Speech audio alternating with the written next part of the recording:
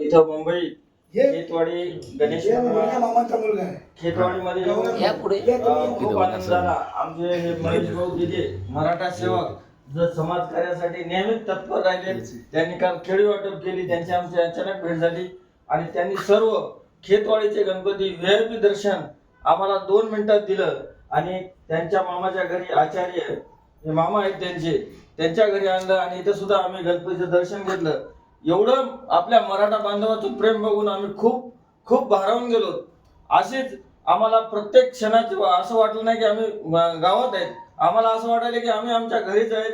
एवढं मुंबईकरांना आम्हाला प्रेम दिलं.